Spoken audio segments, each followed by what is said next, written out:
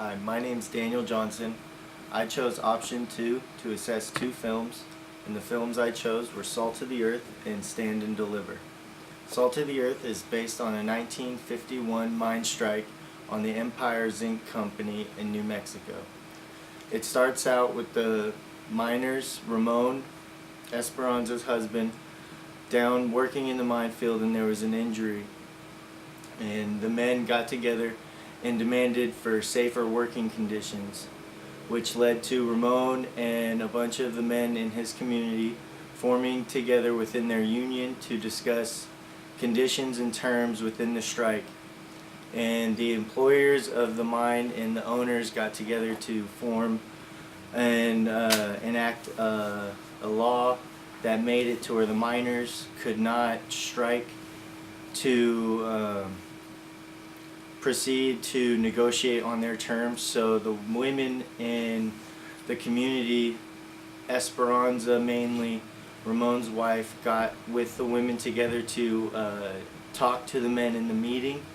And at first they were laughed at and mocked for their opinions, but soon it came to be because of the law and other things like the sanitation conditions led the men to listen to the women more and let them proceed to strike with them and also for them. And at first the police were kind of laughing at it, saying that it's not going to last, and then eventually it got news coverage and people got together to see it from far away, and the women eventually held firm and the demands were met. In the other movie, Stand and Deliver, it's about Jaime Escalante, who comes to a high school, James Garland High School in East Los Angeles, and starts to teach math at lower levels.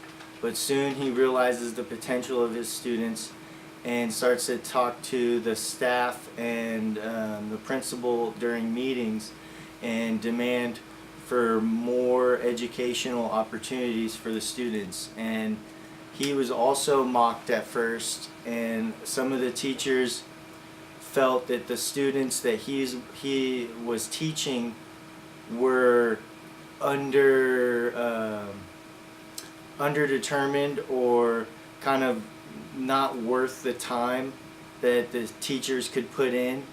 And Jaime Escalante felt that that was very inappropriate and out of line, and he fought very hard to get the students extra time for classes, and even talked to some of the families of the students so that they could have the opportunity to train.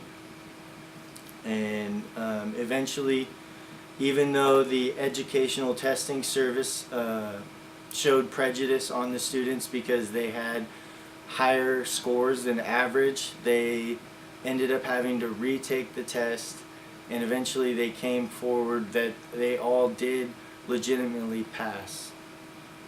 And the cultural and kind of societal influences of those movies, even though they are at different times, they kind of do flow into the theme that at the time they were both oppressed against Latino culture. And in Salt of the Earth's case, it was more focused around women's struggles and Esperanza's strides that she made towards women's rights and equal opportunities for women.